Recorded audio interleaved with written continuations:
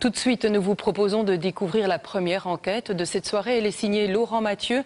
Ce journaliste de Questions à la Une est resté plus d'une semaine dans la ville belge la plus médiatisée d'Europe, à Molenbeek. Alors Molenbeek, pour les uns, c'est une commune injustement stigmatisée, c'est en tout cas l'avis de ses habitants. Et pour les autres, c'est une base arrière du djihad, c'est l'avis notamment de la presse internationale. Alors quels sont les deux visages de Molenbeek? Voici tout de suite une enquête qui remonte aux origines du mal. Voici les policiers chargés de la sécurité à Molenbeek. Pour des raisons de sécurité, vous verrez seulement le visage de l'inspecteur principal. Ces images ont été tournées vendredi soir. Bruxelles est alors en alerte niveau 3. Ce qu'il y a comme nouveauté, c'est que vous allez voir éventuellement des militaires sur notre zone qui vont faire la protection des stations de métro. L'un des tueurs présumés de Paris, Salah Abdeslam, un Molenbeekois, est à ce moment-là toujours en fuite. Au niveau des personnes à rechercher, donc Abdeslam Salah, lui, il reste à rechercher, donc il n'a pas encore été intercepté. Donc je vais vous donner encore sa photo avec les données des questions. Voilà, bonne patrouille. Quelques dizaines de minutes après le début de la patrouille, un message dans l'oreillette. José de Minove vers la gare de l'Ouest, donc on va aller voir. Une voiture vient de refuser de s'arrêter à un contrôle. 301, chaussée de Gand. Une course-poursuite est en cours dans les rues de Molenbeek.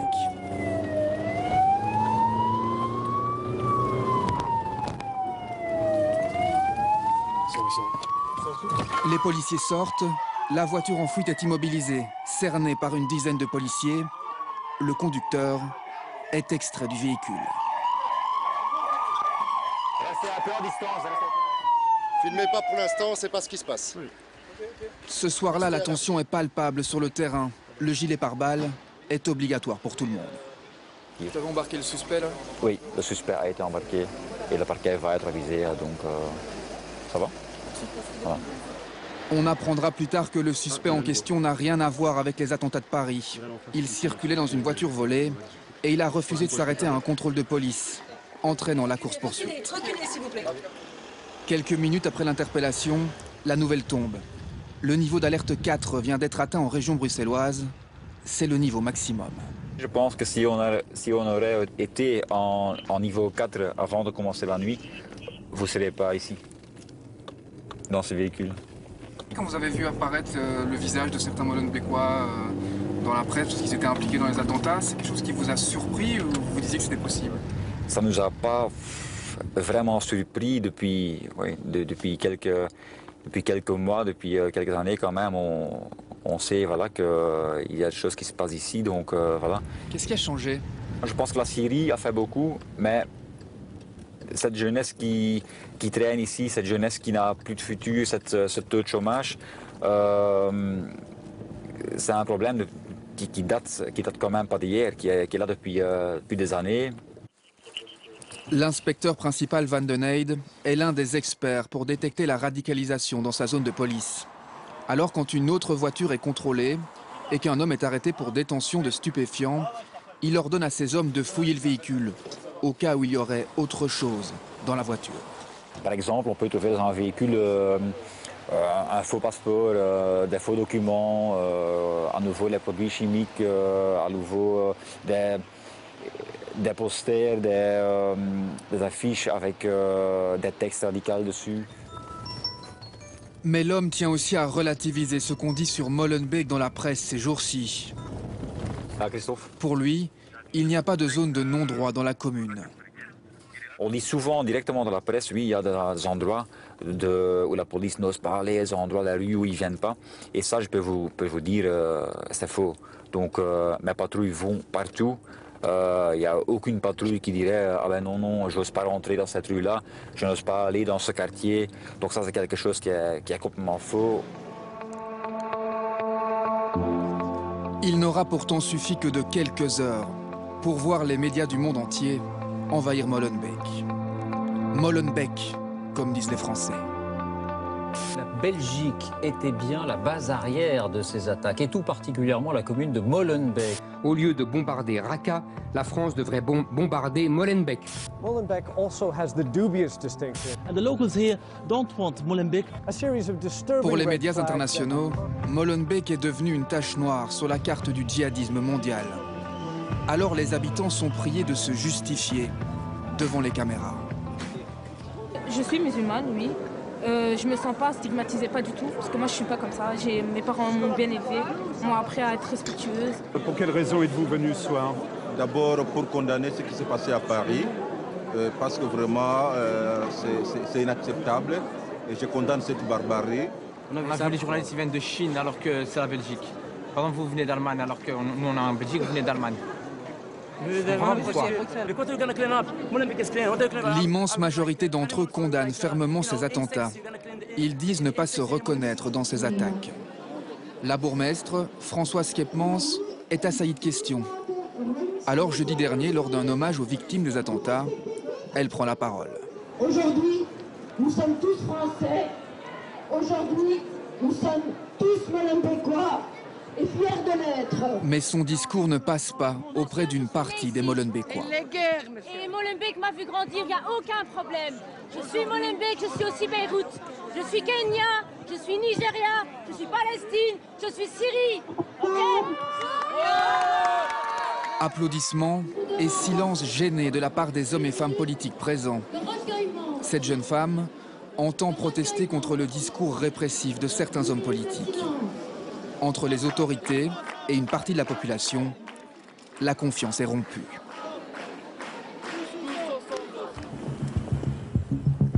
Pendant 10 jours, nous avons donc sillonné les rues de cette commune de l'ouest bruxellois, au milieu de l'agitation médiatique.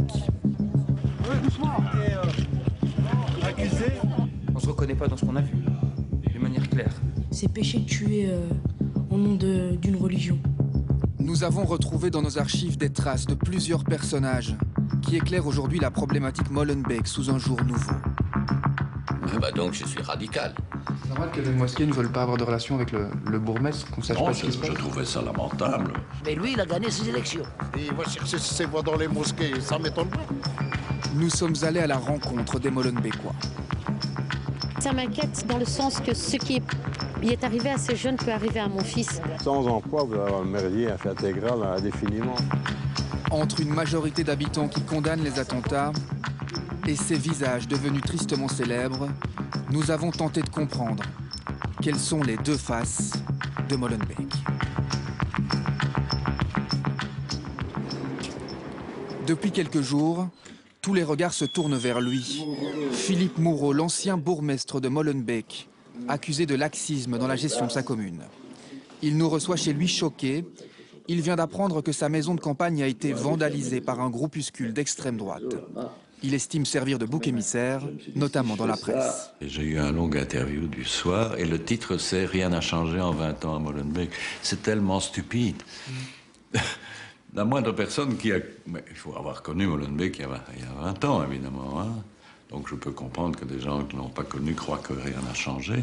Enfin... Nous lui montrons le témoignage d'un imam de Molenbeek, recueilli par l'émission 7 à la une.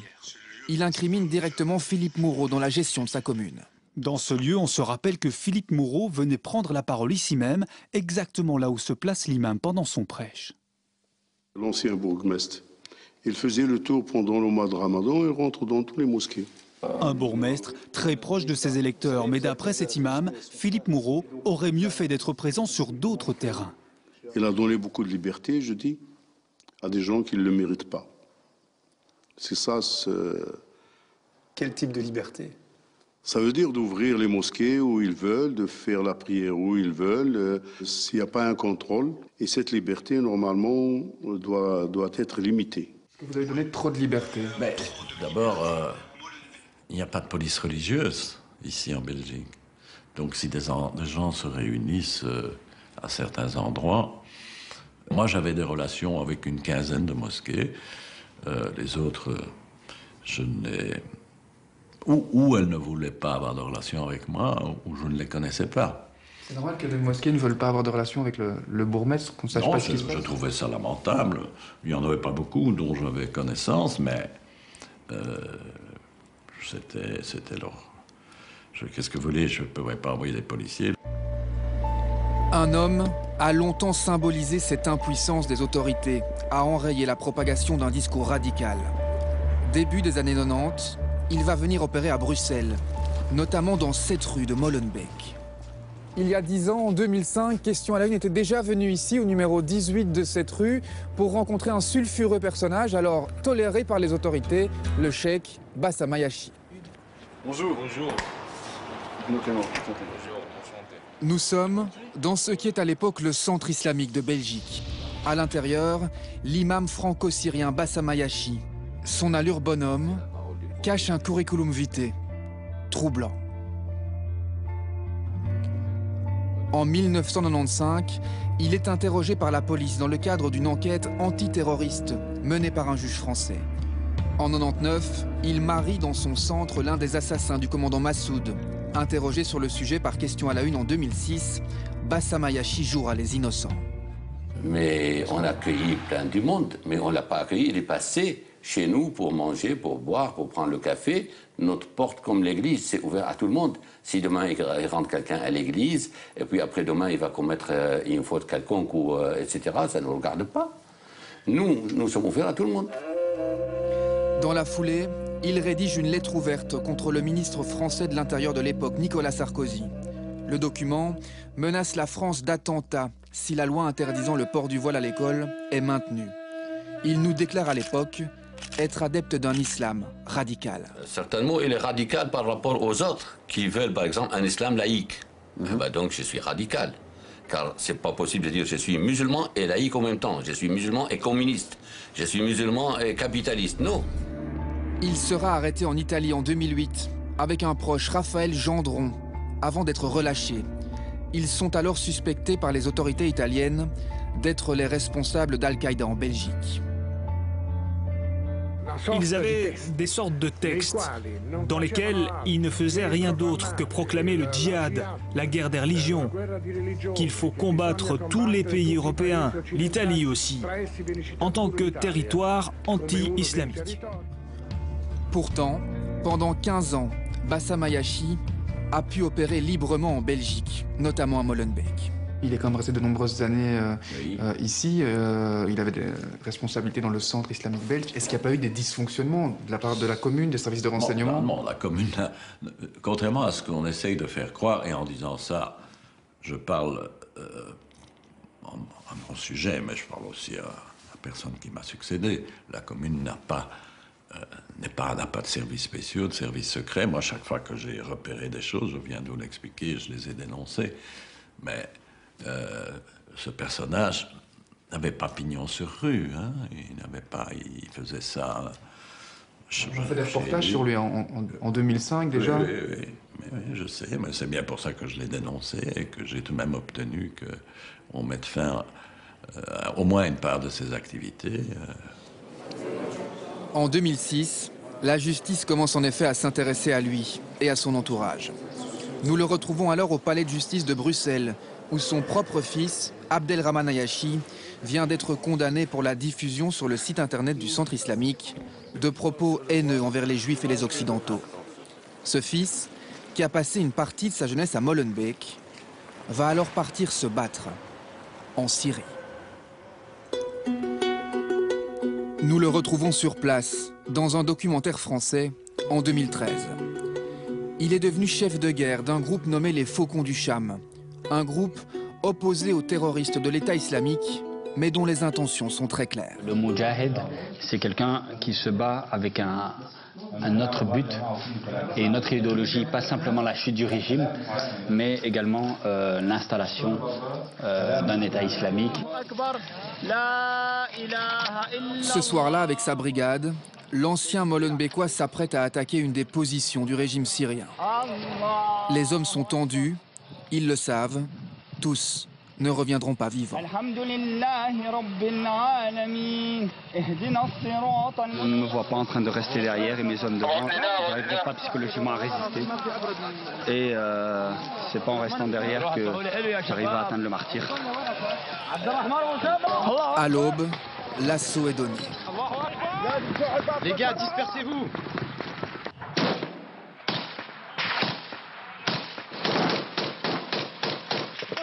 Tous à terre, tous à terre.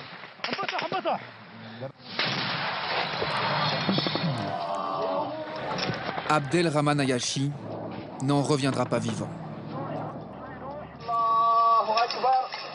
Son père découvrira les dernières images de son fils quelques semaines plus tard dans sa maison à Bruxelles. L'homme regarde la vidéo avec fierté. Il a fait son devoir jusqu'à la dernière minute en tant que chef militaire. En même temps, il fait son devoir devant Dieu, il dirige la prière et il dit « Je ne dois pas être derrière mes soldats, je dois être devant eux, je dois me sacrifier plus qu'eux encore pour donner l'exemple » et il l'a fait. Bassam Ayashi, son fils, l'assassin du commandant Massoud, sa femme Malika El Harout condamnée pour terrorisme, ainsi que Muriel de Gauque, la première occidentale à commettre un attentat suicide en Irak. Tous ces personnages ont fréquenté de près ou de loin le centre islamique de Belgique, situé à Molenbeek. Pour de nombreux experts, Bassam Ayashi a peut-être été l'un de ceux qui a allumé la mèche. Je me suis toujours demandé, et je m'interroge encore aujourd'hui, s'il n'est pas un de ceux qui peut-être a créé un foyer. Le cheikh Bassam, il méritait de pouvoir s'exprimer comme ça? Ah, moi, si j'avais eu le pouvoir, j'aurais volontiers expulsé du territoire, mais c'était pas ma responsabilité. Le cheikh Bassam aurait été blessé en Syrie dans un attentat il y a quelques mois. Très peu d'informations circulent sur lui depuis.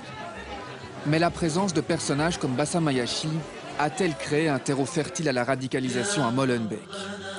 En 2006, nous nous rendions dans cette librairie islamique située sur la place communale. Sur les étagères, des livres expliquant comment doit se comporter un musulman. Et notamment celui-ci, prétendant expliquer la place des femmes dans la société. L'homme présente plus de qualités que la femme. L'amitié entre les sexes mène à la corruption sans le moindre doute. Une vision à l'opposé de l'égalité homme-femme dans une librairie située au cœur de Molenbeek, à quelques mètres de la maison communale. Nous sommes retournés en caméra cachée dans cette librairie cette semaine. Le livre s'y vend toujours. Le vendeur ne souhaite plus s'exprimer face caméra, mais il nous avait donné une interview il y a 10 ans. Voici ce qu'il disait. Qu'est-ce qui est interdit pour une femme vis-à-vis d'un homme? Il n'y a pas grand-chose en réalité. Vis-à-vis de l'homme, la femme vis-à-vis de l'homme, qu'est-ce que vous appelez interdit? C'est-à-dire... Par exemple, je ne peux pas vous toucher comme ça. Non, là, vous ne me touchez pas. Là, vous risquez de me mettre un peu en colère. Oui, là, vous avez... Là, vous avez réagi. Là, vous avez... Oui, c'est très... Là, vous êtes tombé sur quelqu'un de calme. Je vous explique que vous ne pouvez pas me toucher. Et si j'aurais dû vous le dire avant, vous avez bien vu, quand vous êtes rentré, vous ne m'avez pas serré la main parce que vous savez que vous ne serrez pas la main. Pourquoi ça vous gêne que je vous touche? Parce que vous n'avez pas à me toucher ou à toucher un homme musulman. L'homme musulman ne touche pas une autre femme que sa mère, sa femme, ses filles et aucune... C'est interdit. C'est interdit de toucher. En discutant cette semaine avec ce même vendeur, il nous explique être toujours du même avis. 10 ans plus tard, sa librairie continue de propager ses écrits interpellants. À quelques pas de la librairie, au milieu des caméras, on est alors tombé sur ces deux retraités d'origine marocaine. Maintenant c'est à toi. Moi j'ai parlé là-bas, maintenant c'est à lui. Hein. Eux ont une vision radicalement différente de l'islam. Nous c'est les cartes, aller boire notre verre, c'est pas des trucs comme ça pour vous dire.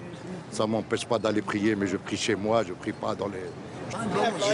Jamais ce qu'ils ont fait, ces gamins, c'est pas pour moi, c'est des voyous, c'est tout. Malgré que je suis marocain comme eux, moi il y a 50 ans que je suis là, moi je suis puré. C'était le paradis quand moi je suis rentré en Belgique. C'était le paradis terrestre. Vous avez vu un changement, vous, ces dernières années? Ah, bien sûr. Un grand changement. Comment? Un grand changement, trop d'immigrés, trop de... Bon, même si je suis immigré, allez, Molenbeek, quand tu vas à Molenbeek, les bourgmestres n'ont rien fait, ils ont laissé trop à la population musulmane s'installer. Ils ont laissé aller, jusqu'aux derniers événements, ben voilà. Ça ne m'étonne pas. Allez, viens. Les carottes sont cuites. Messieurs, bonne chance. Vous aussi. Et à bientôt. L'immense majorité des Molenbeekois condamne comme eux ces attentats sans détour. Mais il existe également une minorité dont le discours est plus ambigu. Elle est symbolisée par ces quelques tags, découverts 48 heures à peine après les attaques dans un parking de la commune. À côté des slogans antisémites, des références claires aux attaques de Paris. À quelques mètres de là, nous abordons un groupe d'adolescents. Ils ne souhaitent pas discuter avec des journalistes. On vous filme pas. On vous filme pas. On vous pose juste une petite question, voir... Ah, pas de question, vas-y, vas-y. Vas-y. On voulait voir si vous connaissiez la... On connaît pas. Abdeslam Salam. On connaît pas. Va jouer. On peut pas vous poser de questions? Pas de question. Ok. Car avec les médias aussi, la confiance est rompue. Abaoud est né à Molenbeek, dans la banlieue de Bruxelles. Élève d'un collège catholique de Uccle, un quartier huppé de la capitale belge. Un petit con, selon ses camarades de classe. Dans ce centre culturel, cet éducateur a les yeux rivés sur le téléviseur depuis plusieurs jours. Lui et les jeunes du centre regrettent ce qu'ils considèrent comme des amalgames. Vous pensez quoi de cette surmédiatisation de Molenbeek? Si je dois donner quelques mots, je dirais consternation, déception, tristesse, en même temps incompréhension. Non, tout ce qu'on a dit sur Molenbeek ces 4 derniers jours, enfin ces derniers jours sont totalement faux. Voilà, je veux dire, on ne se reconnaît pas dans ce qu'on a vu, de manière claire. Cet éducateur a aujourd'hui peur que cette médiatisation empire encore une situation sociale déjà difficile. Il décrit une jeunesse qui perd espoir. À partir du moment où vous n'avez pas plus cette reconnaissance, on vous brise et vous avez tous les éléments, donc l'échec scolaire, tout ce qui s'ensuit, bien oui, évidemment qu'à un moment donné, on perd espoir. Vous savez, décrochage scolaire, pas d'emploi, pas de vie sociale. Pas de petite amie, plein de choses, ou de femmes, ou de construire une vie familiale, peu importe. Plus d'objectifs réalisables à porter. Ça, je pense que c'est ce qu'ils ressentent. Ça, c'est la faute à qui? La faute au monde politique?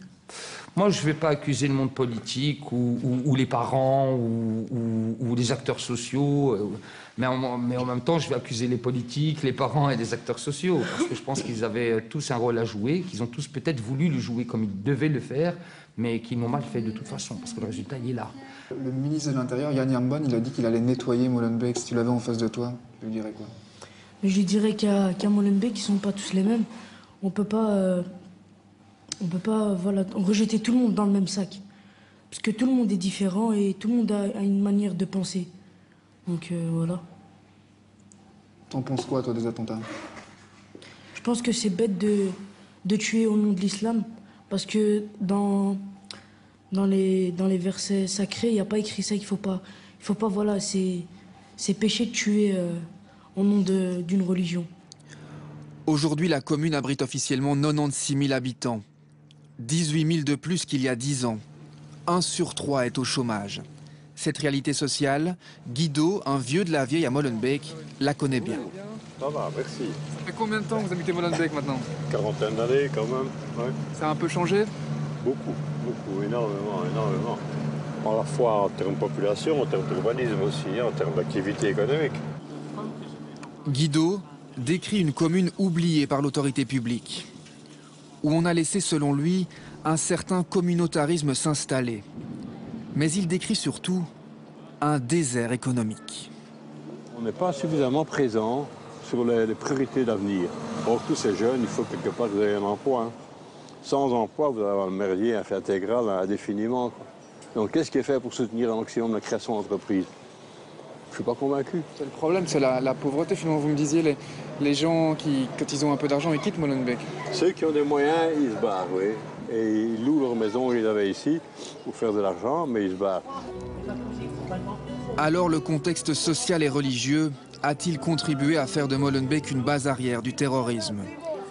La réponse mérite évidemment de nombreuses nuances, mais les faits sont là. La liste des terroristes passés à un moment ou à un autre par Molenbeek est longue. Hassan El Aski, l'un des commanditaires des attentats de Madrid en 2004. Medine Mouche, le tireur présumé de la tuerie du musée juif. Ayoub El-Kazani, l'auteur présumé de l'attaque du Thalys en août dernier. Sans oublier Abdelhamid Abaoud et les frères Abdeslam.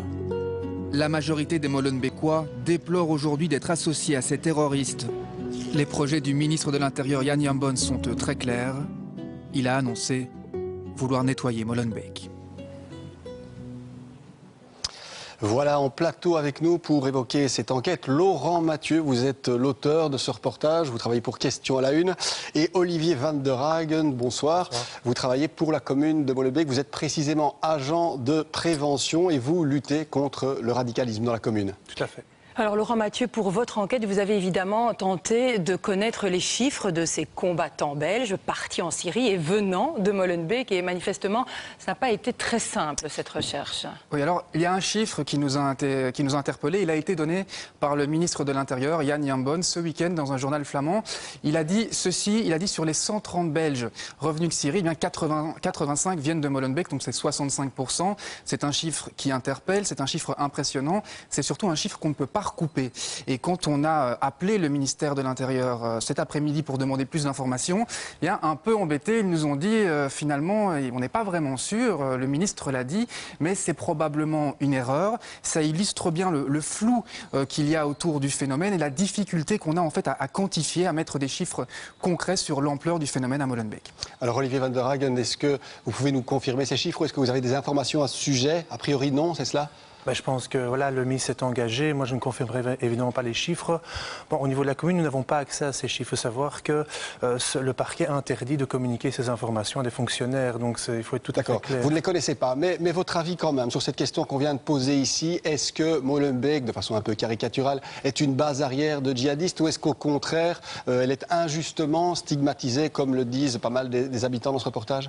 Moi, je vais privilégier la deuxième option. Je pense que le reportage de monsieur conclut que ça mérite quand même toute une série de nuances. Donc, évidemment, Molenbeek n'est pas la base arrière du djihadisme, tout comme il ne faut pas en faire une image d'Épinal. Molenbeek est une commune où il y a des problématiques complexes, très très aiguës, et le fait qu'il y ait sans doute des réseaux actifs au niveau de la radicalisation peut s'expliquer par une sociologie tout à fait spécifique. Au niveau de la radicalisation, il y a des causes générales qui peuvent s'expliquer dans toute une série de régions de communes. Il y a un contexte spécifique qui est propre à Molenbeek. Sociologie spécifique, pardon, c'est-à-dire?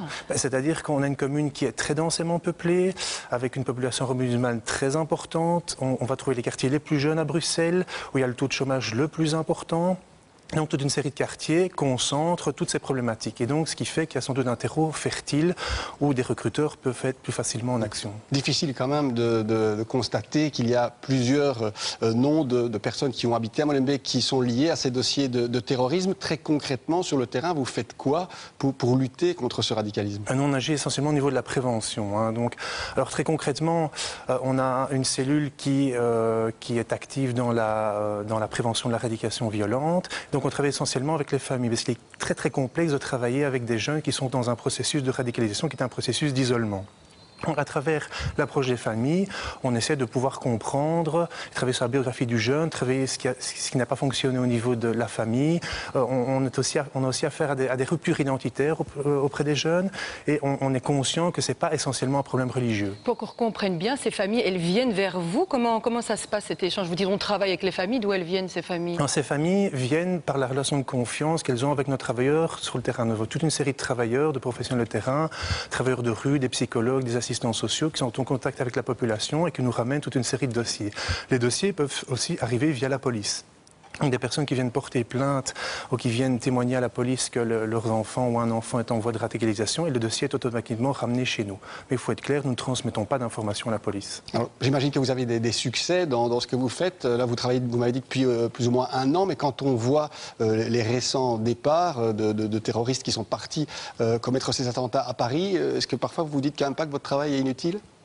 Non, pas du tout, parce qu'on a quand même des succès. Alors c'est vrai effectivement que la question est un peu anachronique. On ne peut pas savoir ce qui se serait passé si on existait depuis 5 ans avec ces familles-là ou ces cas-là.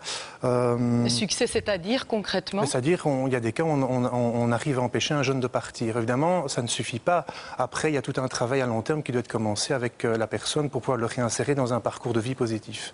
Les frères Abdeslam, par exemple, vous auriez pu les croiser éventuellement, éviter ce qui vient de se passer?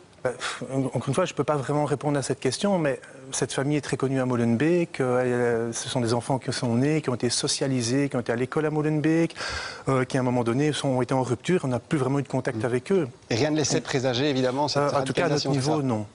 Dans ce cas-là précis, il était impossible selon vous de détecter ce basculement? Non, manifestement, et les témoignages le démontrent, personne ne pouvait soupçonner ce genre de comportement. Mais vous les connaissiez concrètement, ou les gens qui travaillent avec vous? Moi personnellement non, certains les ont fréquentés parce qu'ils ont fréquenté en son temps des activités organisées par la commune, mais c'est clair qu'à un moment donné, on ne les a plus vus. Alors, parmi les gens que vous suivez au jour le jour, est-ce que dans ceux que vous rencontrez, il y a certaines personnes dont vous vous dites ils sont irrécupérables, je ne pourrai jamais les ramener entre guillemets? C'est-à-dire quand vous faites de la prévention, vous ne travaillez jamais avec des gens qui n'ont pas de problème. Hein. C'est véritablement un défi positif de pouvoir travailler avec des gens qui sont en difficulté ou en fragilité. Donc, nous, c'est certainement pas le discours qu'on va tenir.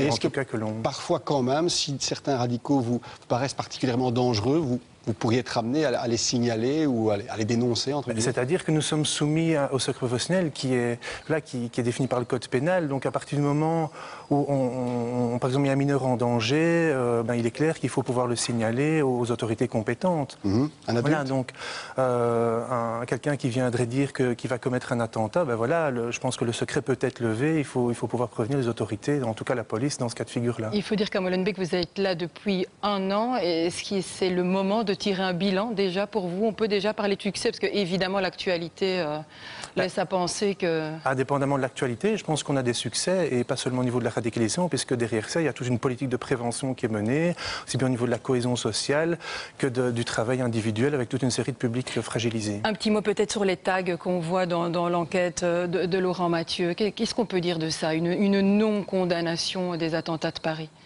Est-ce que c'est un discours que l'on entend dans les rues de Molenbeek? C'est un discours évidemment qu'on entend.